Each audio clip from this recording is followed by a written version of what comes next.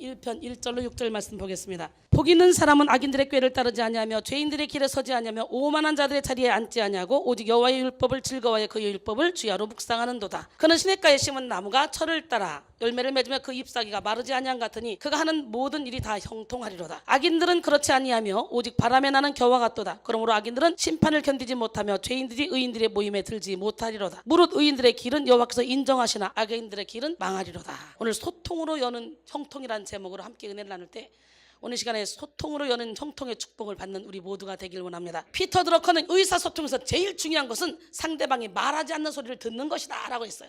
눈빛만 봐도 그 사람의 마음을 읽을 수 있어야 영적인 안내자가 되는 것이고, 그런 사람들이 통찰력이 있는 거지 갖다가 들이대서 얘기해줘도 못 알아듣고 자기 할 말만 막 하는 사람이 있어요. 이런 사람들은 평생 고생합니다. 머리가 나쁘면 손발이 고생한다고. 이런 사람들은 평생 양방 없이 다니기 때문에 열매가 없어요. 이것조차도 하나님은 게으르다고 말해요. 우리는 초점을 맞춰서 가야 돼요. 할렐루야. 세르반테스는 훌륭한 언어의 문법은 사리분별력이다 그랬어요. 오늘 이 시간에 사리분별력이 여러분에게 있어지길 원합니다. 비트겐슈타인은 말은 스스로 흘러가고 말로부터 행위로, 행위로부터 말로 전이 과정들이 만들어진다 이렇게 말했습니다. 통즉 불통, 불통즉통이라는 이런 말이 있죠. 이거는 허준의 동의보감에서 나오는 말인데요. 아프다면 무언가 막혔다는 것이고 무언가 막혔다면 아프다는 뜻이다, 이런 말입니다. 이 말대로 사람의 몸에 막힌 곳이 있다. 그렇다면 아프기 마련이죠. 머리가 아파서 머리에 피가 소통되지 않으면 뇌경색에 걸리고요. 몸에 피가 소통되지 않으면 중풍에 걸리고요. 또한 심장에 피가 소통되지 않으면 심근경색에 걸리게 되겠죠. 이 심근경색은 굉장히 위험해요. 짧은 시간에 죽을 수도 있는 병이죠. 이와 같이 몸에 피가 소통이 되지 않을 때 우리 안에 여러 가지 병이 올 수가 있습니다. 그러나 몸에만 피가 소통되지 않아 병이 오는 것이 아니에요. 인간관계, 하나님과의 관계, 즉 영적인 관계도 마찬가지입니다. 소통이 잘 되는 사람의 인생은 형통합니다. 할렐루야. 하나님과 잘 통하고 이웃과 잘 통하고 자기 자신과도 잘 통하는 사람은 막힘없이 형통의 삶을 살게 되죠. 그런데 자신의 삶이 답답하고 뭔가 막혔다고 느끼는 사람들은 영적인 문제에서, 인간관계에서, 가정이나 사업장에서 불통의 문제를 안고 있는 그런 경우가 많이 있죠. 대개 불통의 삶을 사는 사람들은요, 자기 고집이 강한 사람이에요.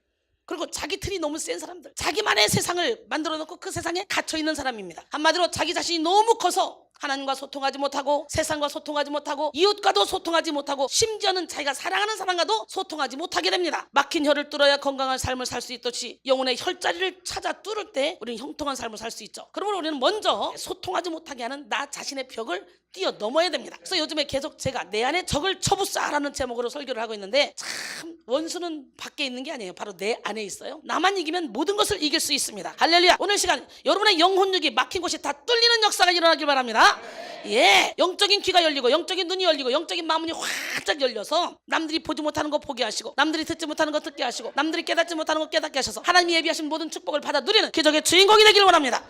모든 소통의 창이 열림으로 형통의 삶을 누리는 우리 모두가 되기를 주님의 이름으로 축원합니다. 오늘 본문 시편 1편 여러분 너무 많이 들었죠? 이 설교 말씀을 가지고 이 말씀을 딱 전할 때 아이고 이렇게 쉬운 말씀으로 오늘 또 설교를 하려고 그러냐, 이렇게 생각했을 수도 있는데, 여러분 이건 아주 쉬운 말씀인데 아주 근본적인 말씀이죠. 시편 1편은 150편의 시편을 이끄는 기관차 역할을 합니다. 시편 1편에는 시편 전체의 주제가 담겨 있으며 시편 기자들이 당하고 있는 그런 문제들에 대한 해결의 열쇠가 있습니다. 오늘 이 열쇠를 제공하는 시편 1편 1절 이하의 말씀을 가지고 말씀을 나눌 때 여러분 모두가 다 복 있는 사람이 되기를 원합니다. 이는 오늘날 성도들이 가지고 있는 모든 문제를 풀기 위한 마스터키라고도 할 수 있죠. 시편 1편에서 제시하고 있는 마스터키는 바로 하나님의 말씀으로 말미암은 소통입니다. 시편 1편은 하나님의 말씀으로 말미암아 소통의 인생을 사는 사람은 진정한 행복을 누린다 이렇게 말하고 있습니다. 오늘 여러분의 삶은 어떻습니까? 하나님의 말씀과 더불어 얼마나 잘 소통하고 적극적으로 소통하며 긴밀하게 소통하고 있습니까? 여러분의 생각, 의지, 태도, 행동, 언어가 하나님의 말씀에 견고하게 뿌리내림으로 소통하고 있습니까? 아니면 말씀과 무관한 삶, 말씀과 전혀 관계없는 불통의 삶, 말씀의 영향력을 전혀 받지 못하는 삶, 그런 삶을 살고 있지는 않습니까? 야고보서 1장 22절에 보니까 너희는 말씀을 행하는 자가 되고 듣기만 하여 자신을 속이는 자가 되지 말라 그랬어요. 필립보 4장 9절에 보니까 너희는 내게 배우고 받고 듣고 본 바를 행하라. 그리하면 평강의 하나님이 너희와 함께 하시리라. 할렐루야. 시편 1편을 시작하는 복 있는으로 번역된 히브리어 아쉬레는 에세르의 복수형으로, 에세르는 뭐냐? 바로 곧다, 똑바로 가다, 번영하다, 성공하다라는 의미가 포함돼서 원문으로 볼 때 이 아쉬레의 뜻은 하나님이 제시하신 삶의 길은 똑바로 걸어가는 것, 그 자체가 복이라는 거예요. 우리 똑바로 갑시다. 할렐루야. 아쉬레의 의미는 이런 사람은 얼마나 행복한가 하는 감탄의 표현입니다. 사실 인간은 모두 행복하기를 원합니다. 그래서 파스칼은 이렇게 말했죠. 모든 사람은 행복을 추구한다. 이는 예외가 없다. 사용하는 방법은 달라도 모든 사람은 이 목적을 향한다. 어떤 사람은 전쟁에 참여하고 어떤 사람은 전쟁을 피하지만 이것은 상이한 견해를 택하는 그들 안에 있는 동일한 욕망 때문이다. 이 동일한 욕망이란 행복을 추구하는 욕망을 말한다. 이렇게 말했어요. 여러분, 어떤 사람은 행복을 추구하는데요, 전쟁을 통해서 행복을 얻는다고 생각합니다. 또 어떤 사람은 전쟁터에 있어야만 행복하다고 또 여깁니다. 그러나 어떤 사람은 전쟁을 하지 말아야만 행복하다고 생각하죠. 이 두 사람은 각각 다른 욕망을 갖고 있지만 단지 표출하는 방법이 다를 뿐 사실 둘 다 동일한 욕망을 갖고 있습니다. 다시 말해, 사람들은 각자 다양한 삶을 살아가지만 결국 행복이라는 공통의 목표를 추구한다는 것이죠. 아리스토텔레스도 인간의 목적을 행복이라고 했습니다. 그렇다면 누가 행복한 사람입니까? 여러분은 어떤 사람이 행복한 사람이라고 생각하십니까? 예로부터 동방에서는 건강하고 장수하고 재물이 많고 부귀명예 권세를 가진 자, 그리고 자식을 많이 둔 자, 자손이 번성하는 자, 이런 사람을 행복한 사람이라고 생각했습니다. 또 일반적으로 세상 사람들은 좋은 집에 살고 좋은 차를 타고 좋은 학벌을 가지고 멋진 외모를 뽐내면서 사람들의 부러움을 사는 그런 삶을 사는 것을 잘 산다고 표현합니다. 그런데 성경이 말하는 행복은 그것들과는 전혀 다릅니다. 성경이 말하는 행복은 아무것도 없는 자 같으나 모든 걸 다 가진 자, 가난한 같으나 부유한 자, 할렐루야, 무식한 자 같으나 유식한 자, 많은 사람을 행복하게 하는 자. 그래서 저는요, 제 인생의 최고의 축복은 하나님을 만난 것인데요, 나는 아무것도 아닙니다. 그런데 나를 통해 일하시는 하나님 정말 멋있습니다. 여러분은 행복하게 살고 계십니까? 나는 누가 뭐래도 이 세상에서 가장 행복한 사람은 누구냐? 저는 정말 너무너무 행복해요. 세상 사람들은 집이 좋고 그저 좋은 차 타고 돈 많이 벌고 멋진 외모를 가지고 있으면 복 받았다고 착각하지만 그건 복이 아닙니다. 이건 잠시 있다 없어질 안개 같은 삶입니다. 우리는 주님이 주시는 그 행복을 찾아야 돼요. 우리에게 주시는 주님의 행복은 마카리오스입니다. 마카리오스의 뜻은 뭐냐? 그리스어로 축복이라는 뜻입니다. 마카리오스는 최고의 행복, 영원한 행복, 그리고 고차원적인 행복입니다. 여러분 모두가 다 마카리오스의 삶을 살기를 원합니다. 오늘 우리는 주님이 주시는 마카리오스를 누리며 살아가야 돼요. 소통으로 형통의 문을 열면 우리는 바로 지금 여기에서 마카리오스를 누리며 살아갈 수 있습니다. 이 시간 여러분 모두가 말씀을 통해 어떻게 소통으로 여는 형통을 누릴 수 있는지 오늘 깨달음으로 말미암아 마카리오스의 축복을 만끽하시기 바랍니다. 제가 이 축복을 받고 살잖아요. 저는 부러운 사람이 없어요. 저는 부러운 게 없어요. 세상에 그 어떤 것도 부러운 게 없어요. 어떻게 이렇게 되는지 몰라요. 여러분, 소통으로 여는 형통을 누리기 위해서 우리는 먼저 죄에서 떠나야 돼요. 시편 1편 1절에 시작. 복 있는 사람은 악인들의 꾀를 따르지 아니하며 죄인들의 길에 서지 아니하며 오만한 자들의 자리에 앉지 아니하고. 할렐루야. 성경에서 말하는 행복의 첫째 조건은 악을 떠나는 것입니다. 성경이 말하는 악과 복은 서로 충돌하는 개념이죠. 악과 복은 결코 공존할 수 없습니다. 죄 그 자체가 불행입니다. 다시 말해, 세상의 모든 부귀명예 권세를 다 가지고 있어도 죄와 섞여 있다면 그 자체가 불행한 인생이라는 것이죠. 죄는 존재만으로도 단절, 폐쇄, 사망, 절망, 심판의 의미를 담고 있습니다. 악인들의 꾀는 철저한 이기주의로 자기 중심적인 생각 뭉칩니다. 죄인들의 길은 멸망을 향해 달려가는 세상의 넓은 길입니다. 또 오만한 자들의 자리는 자신의 현실을 바로 보지 못하고 착각 속에 빠져서 교만하게 살아가는 삶의 태도입니다. 복 있는 사람이 되기 위해서 먼저 이런 죄에서 우리는 떠나야 됩니다. 이사야 59장 1절 5절 보니까 여호와의 손이 짧아 구원하지 못하심도 아니요 귀가 둔하여 듣지 못하심도 아니라 오직 너희 죄악이 너희와 너희 하나님 사이를 갈라놓았고 너희 죄가 그의 얼굴을 가려서 너희에게서 듣지 않으시게 함이니라. 이는 너희 손이 피해 너희 손가락이 죄악에 더러워졌으며 너희 입술은 거짓을 말하며 너희의 혀는 악독을 내밀어 공의대로 소송하는 자도 없고 진실하게 판결하는 자도 없으며 허망한 것을 의뢰하며 거짓을 말하며 악행을 잉태하여 죄악을 낳으며 독사의 알을 품으며 거미줄을 짜나니 그 알을 먹는 자는 죽을 것이요 그 알이 밟힌즉 터져서 독사가 나올 것이니라 그랬어요. 여러분, 죄는 급속도로 하나님과 소통하는 문을 닫아버립니다. 사람이 욕심을 품으면 영의 눈이 멀어서 이전에 보던 것도 보이지 않는 영적 소경이 됩니다. 우리가 물질에 집착하면 어떤 역사가 일어나요? 영적인 소경이 됩니다.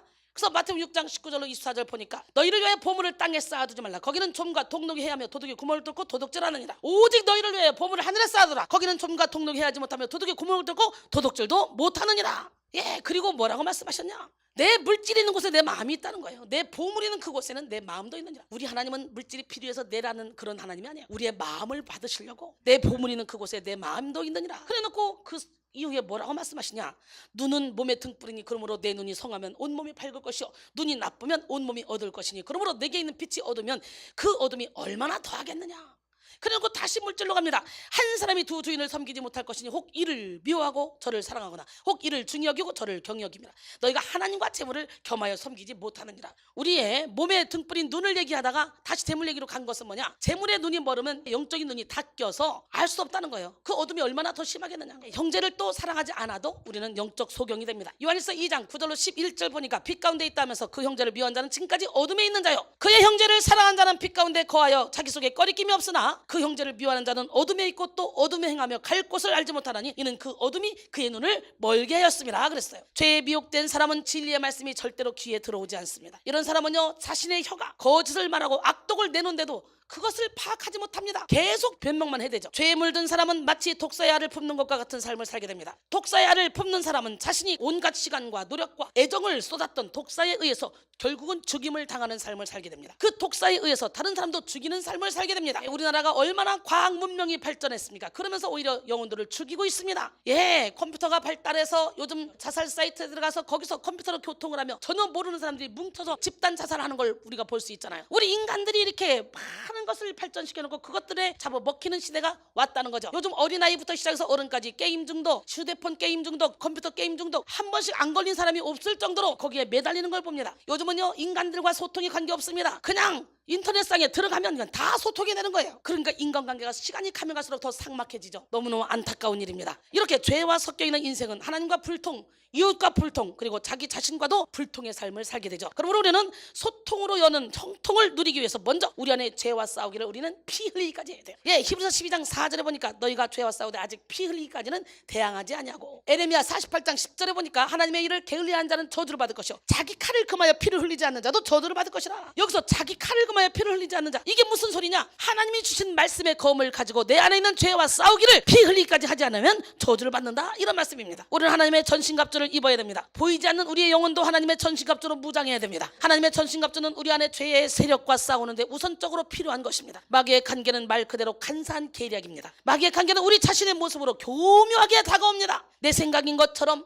내 가치관인 것처럼, 내 기질인 것처럼, 내 성격인 것처럼 포장된 마귀의 계계는 참으로 간사하게 위장해서 우리로 하여금 싸울 태세를 놓치게 만듭니다. 그러므로 우리는 마귀의 관계를 대항하여 하나님의 전신갑주를 입고 나 자신과의 싸움에서 승리해야 될 줄로 믿습니다. 에베소 6장 13절로 17절까지 보니까 그러므로 하나님의 전신갑주를 취하라. 이는 악한 날에 너희가 능히 대적하고 모든 일을 행하는 후에 서기 위함이라.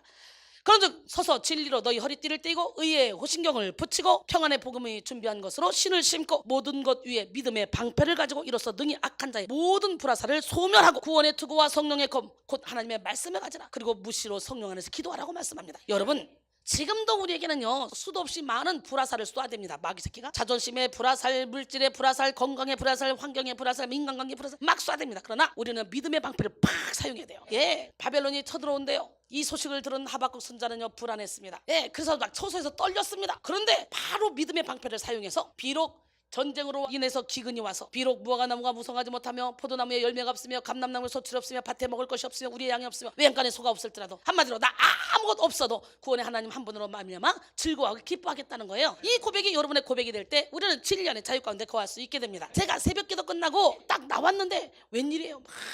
온 천지 만물이 하나님을 찬양하는 게 눈에 보이는 거예요. 하다못해 저런 나무 이파리, 바람에 따라서 나무 이파리 자태가 한눈에 싹 들어오는 거예요. 그러면서 제가 하나님과의 소통의 문이 활짝 열리는 거예요. 그리고 새벽에 예배 끝나고 집에 왔는데 갑자기 성경을 보는데 하박국 3장 17절로 18절 말씀이 내 심령 골수를 확 찔러서 들어오는 거예요. 빛으로 성경을 보는데 슉 이렇게 깜짝 놀랐죠.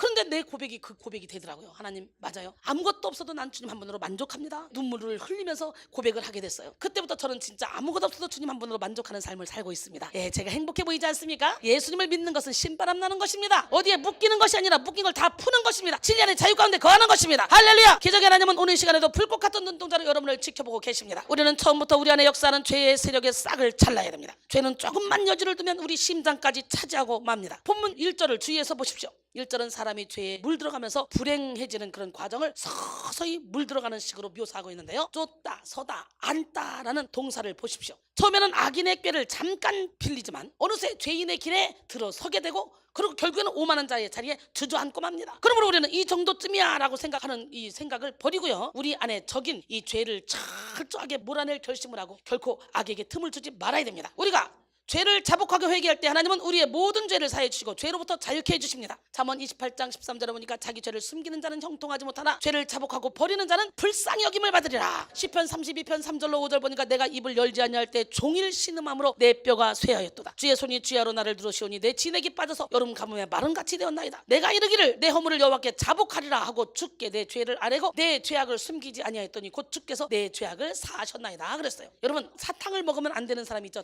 사탕을 먹으면 안 되는 사람이 사탕의 유혹에 부딪혔을 때 10단계 반응이 있습니다. 1단계, 나는 운전은 하겠지만 식품점 근처에는 가지 않겠다. 2단계, 나는 식품점 근처에 가겠지만 식품점에 들어가지는 않겠다. 3단계, 나는 식품점에 들어가기는 하겠지만 사탕 코너는 안 가겠다. 4단계, 나는 사탕을 쳐다보기는 하겠지만 그것을 만지지는 않겠다. 5단계, 나는 그것을 만져보기는 하겠지만 그것은 사지는 않겠다. 그 다음에 6단계, 나는 그것을 사기는 하겠지만 열지는 않겠다. 7단계, 나는 그것을 열어보기는 하겠지만 냄새는 맡지 않겠다. 8단계, 나는 냄새는 맡겠지만 맛보지는 않겠다. 9단계, 나는 사탕의 맛만 보지 먹지는 않겠다. 10단계, 에이 모르겠다, 먹고 말자. 이렇게 죄는요 슬금슬금 다가오지 한꺼번에 팍 죄다 이러고 다가오면 얼마나 좋겠어. 그래서 옛날에 그렇잖아요. 목사님이 두 아줌마를 데려다가 당신이 지은 죄를 저 바닷가 가서 돌멩이로 주워오쇼. 그때는 어떤 아줌마는 별로 지은 죄가 없어. 그러니까 소소하게 요만한 죄를 지은 것 같아. 그래서 막 자갈돌을 수도 없이 많이 치마폭에 안고 왔는데 어떤 사람은 큰 돌멩이 2개를 갖고 와서 막 뭉텅 이래가지고 무겁게 막 이러면서, 그러니까 목사님이 바로 그럽니다. 이거를 있던 자리에 도로 갖다 놓으셔. 누가 갖다 놓을 수 있어? 큰 죄를 진 사람만 갖다 놓을 수 있는 거예요. 그러니까 소소한 죄를 저질렀다고 교만하면 안 돼. 오늘 우리는 하나님 앞에 모두가 다 죄인이야. 예수 그리스도의 보혈의 피로 깨끗이 씻음 받고 큰 죄네 작은 죄네 떠들지 말고 오늘 완전하게 성령의 생수로 씻음 받아서 행복하게 기쁘게 즐겁게 여러분의 영혼이 건강하게 살기를 소원합니다. 기적의 하나님은 살아계십니다. 그 누구도 처음부터 깊은 수렁에 빠지지 않습니다. 한 걸음씩 자기 자신도 모르게 더 깊이 죄에 물들어가는 것이죠. 지금 여러분은 어떤 죄에 자신도 모르게 물들어가고 있습니까? 하나님의 말씀의 거울에 적나라하게 비추어 보십시오. 모든 가식의 옷을 벗고 어떤 죄가 여러분을 불통의 사람으로 만들고 있는지 발견하십시오. 철저하게 죄에서 떠남으로 소통의 문을 여는 여러분 모두가 되기를 바랍니다. 잠언 3장 32절로 33절 보면 대저 패역한 자는 여호와께서 미워하시나 정직한 자에게는 그의 교통하심이 있으며 악인의 집에는 여호와의 저주가 있거니와 의인의 집에는 복이 있느니라 그랬어요. 소통으로 여는 형통을 누리기 위해서 적극적으로 하나님의 말씀과 소통해야 됩니다. 시편 1편 2절로 3절 오직 여호와를 즐거워하며 그의 율법을 주야로 묵상하는 자로다. 그는 시냇가에 심은 나무가 철을 따라 열매를 맺으며 그 잎사귀가 마르지 않는 것 같으니 그가 하는 모든 일이 다 형통하리로다. 제가 하는 모든 일이 다 형통합니다. 여러분, 하나님은 우리와의 소통을 위해 우리를 자기 형상과 같은 인격체로 만드셨습니다. 처음부터 사람은 하나님과 소통할 때 충만함을 누릴 수 있는 존재로 지음받았습니다. 마태복음 4장 4절에 예수께서 대답하여 이르시되 기록되었을 때 사람이 떡으로만 살 것이 아니오 하나님의 입으로 나오는 모든 말씀으로 살 것이라 하였느니라. 요한일서 5장 18절에 하나님께로부터 난 자는 다 범죄하지 아니하는 줄 우리가 아노라. 하나님께로부터 나신 자가 그를 지키시며 악한 자가 그를 만지지도 못하느니라. 할렐루야. 그러므로 가장 행복한 사람은 하나님의 말씀을 기쁨으로 묵상하는 사람입니다. 말씀을 통한 하나님의 음성은 그 자체가 우리 영혼의 양식이며 생명입니다. 그러므로 인생의 참된 행복은 하나님의 말씀과 긴밀하게 연결되어 있는 거죠. 말씀이 들리는 자는 행복한 사람이고 말씀이 들리지 않는 자는 불행한 사람입니다. 성 어거스틴은 행복은 진리의 소유라고 말했습니다. 하나님을 사랑하고 하나님과 함께하는 것, 바로 그 자체가 우리가 누릴 참된 행복입니다. 할렐루야. 하나님과 소통하는 인생은 참 사망의 음침한 골짜기를 다닐지라도 해를 두려워하지 않습니다. 그 상황 가운데서도 행복을 누릴 수 있습니다. 왜? 여호와께서 지켜주시기 때문에. 요한복음 5장 25절에 진실로 진실로 너희에게 이르노니 죽은 자들이 하나님의 아들의 음성을 들을 때가 오나니 곧 이때라. 듣는 자는 살아나리라. 우리는 목자 되신 주님의 양입니다. 양은 목자의 음성을 듣고 그리고 목자의 음성을 알며 목자를 따라갑니다. 이렇게 양은 단순하게 살아가요. 난 여러분 모두가 다 단순해지길 원해요. 영적인 세계 깊이 들어가 보세요. 아주 단순합니다. 제가 엄청나게 단순하거든요. 우리 신랑이 자기는 무슨 생각하고 살아? 나 아무 생각 없어. 하나님 생각밖에. 그러니까 빈통이죠. 빈통으로 살으니까 어떻게 돼요? 하나님께서 그때 지혜를 주시는 거예요. 그러니까 내가 떠오르는 대로 그냥 움직이면 그것이 그대로 이루어져. 요한복음 10장 3절로 5절 문지기는 그를 위하여 문을 열고 양은 그의 음성을 듣나니 그는 자기 양의 이름을 각각 불러 인도하여 내느니라. 자기 양을 다 내놓은 후에 앞서가면 양들이 그의 음성을 아는 거로 따라오되 타인의 음성은 알지 못하는 거로 따르지 아니하고 도리어 도망하느니라. 그리고 27절로 29절 보니까 내 양은 내 음성을 들으며 나는 그들을 알며 그들은 나를 따르느니라. 내가 그들에게 영생을 주노니 영원히 멸망하지 아니할 것이요 또 그들을 내 손에서 빼앗을 자가 없느니라. 그들을 주신 내 아버지는 만물보다 크심에 아무도 아버지 손에서 빼앗을 수 없느니라 그랬어요. 할렐루야. 그러므로 우리는 하나님의 말씀과 소통하되 적극적으로 소통해야 됩니다. 본문 2절에 주야로 묵상한다. 이거는요 정적인 침묵과 묵상의 차원의 표현이 아닙니다. 묵상하다는 이 단어는 히브리어로 하가인데요, 이 단어는 읊조린다는 그런 뜻을 가지고 있습니다. 이 표현은 사자가 먹이를 움켜쥐고 으르렁대거나 비둘기가 슬피 울 때 쓰는 단어입니다. 그러므로 본절 2절에 묵상한다는 말은 조용한 관조가 아니라 마치 사자처럼 말씀을 먹고자 으르렁대는 그런 모습이고요, 비둘기처럼 그 혀 끝에 말씀을 달고 사는 그런 삶이라고 말할 수 있습니다. 여러분, 오늘 시간에 난 여러분 모두가 다 복 있는 사람이 되기 위해서 하나님의 말씀을 먹기 위해 으르렁대기를 원합니다. 할렐루야. 예, 세례 요한 때부터 지금까지 천국은 침노하는 자가 갖는다는 거예요. 그래서 침노를 당하나니 침노하는 자는 빼앗는다는 거예요. 하나님의 말씀을 듣기 위해 적극적으로 침노해야 돼요. 솔로몬은 듣는 마음을 우선적으로 구할 만큼 소통하는 것이 형통의 비결이라는 사실을 잘 알았던 사람입니다. 하나님은 듣는 마음을 구한 솔로몬에게 부귀 명예 장수의 축복을 더해 주셨죠. 할렐루야. 예, 부도 구하지 않고 자기의 원수의 생명을 멸하기도 구하지 않고 장수하기를 구하지도 않는 그 솔로몬의 기도가 상달됐습니다. 예, 지혜를 주세요.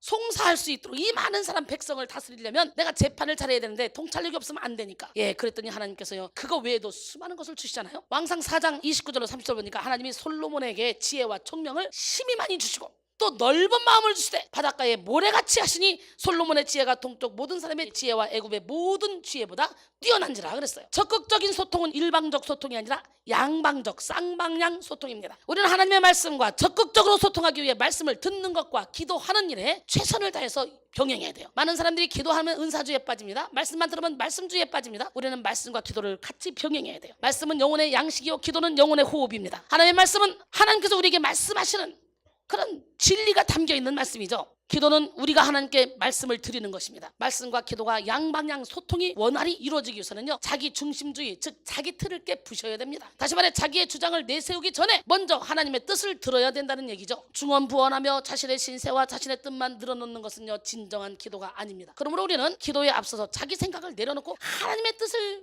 구해야 돼요. 그리고 하나님의 뜻을 들어야 돼요. 잠언 28장 9절에 사람이 귀를 돌려 율법을 듣지 아니하면 그의 기도도 가증하니라 그랬어요. 우리는 우리 인생의 최우선순위를 하나님의 말씀을 듣는 일에 두어야 될 줄 믿습니다. 하루 일과 중 가장 중요한 일, 큰 문제를 앞두고 먼저 해야 될 일, 어려움 속에 가장 먼저 찾는 일이 바로 이렇게 하나님의 말씀과 소통하는 일이 되어야 될 줄 믿습니다. 하나님과 소통할 때 우리 인생에 빛이 임하고 깨달음이 임합니다. 능력이 공급됩니다.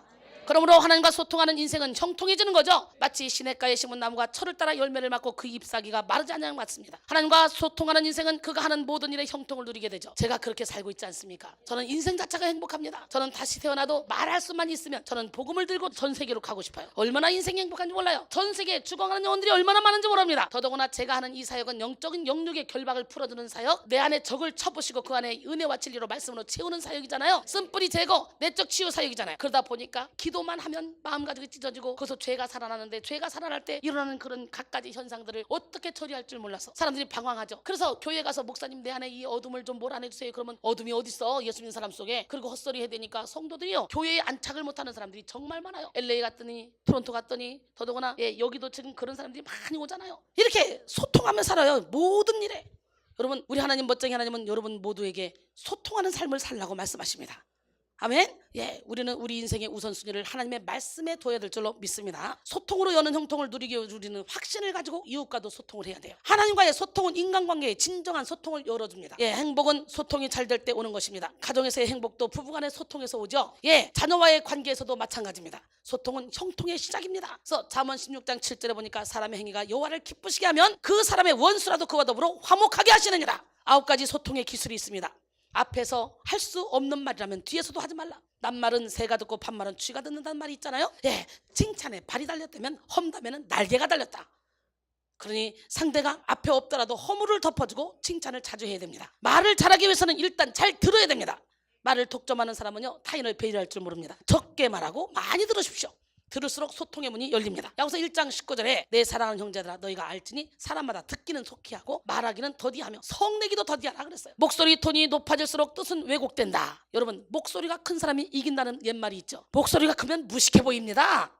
혈기를 내면서 흥분해서 말해봐요. 이미 소통은 되지 않고 오히려 상대방은 오해하기 시작합니다. 그 다음에 귀를 훔치지 말고 가슴을 흔드는 말을 해라. 상대방의 귀를 솔깃하게 하는 말보다는 상대방에게 정말 필요하면서도 마음에 남는 말을 하는 것이 좋습니다. 내가 하고 싶어 하는 말보다 상대방이 듣고 싶어 하는 말을 해라. 항상 무슨 일 있을 때 내 입장에서 말하지 말고 상대방의 입장에서 말하라는 거예요. 뻔한 이야기보다도 펀한 이야기를 해라.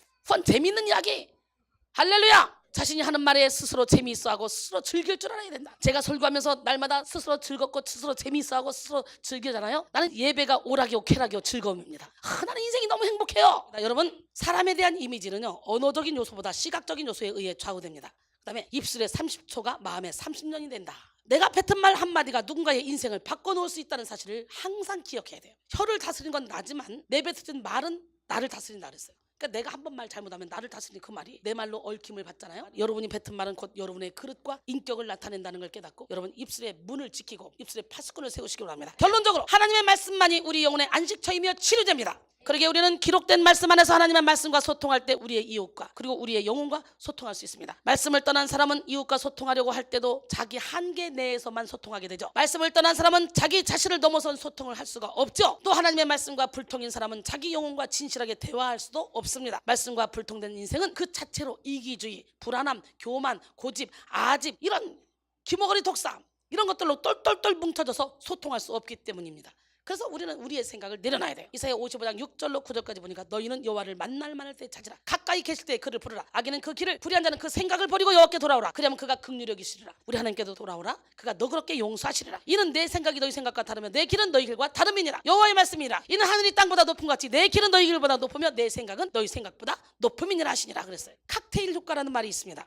이 말은 칵테일 파티와 같이 온갖 잡다한 소리가 들리는 그런 상황 가운데서도요, 사람들은 자신이 관심 있는 소리만 듣는다는 사실에서 유래한 말입니다. 이렇게 사람들은요, 자신의 자아에 갇혀서 자기가 듣고 싶은 말은 듣지만 듣기 싫은 말은 절대로 듣지 않습니다. 그러기에 생각의 틀을 깨고 하나님의 말씀과 소통해야 됩니다. 하나님의 말씀과 소통하는 사람은 말씀으로 말미암아 확신 가운데 거하면서 자기 자신을 뛰어넘는 소통을 하게 됩니다. 말씀의 거울에 비추어 어떤 사람이 악인의 길에 서서 바람에 나는 겨와 같은 위태한 인생을 살고 있는지, 어떤 사람이 하나님께 인정받는 의인의 길에 서 있는지 우리는 분별해야 돼요. 자신의 편견과 선입견으로 판단하는 것이 아니라 하나님의 영의 인도를 받아 분별하는 것입니다. 이렇게 진리 안에 서 있는 자는 당당하고 담대하게 살아갑니다.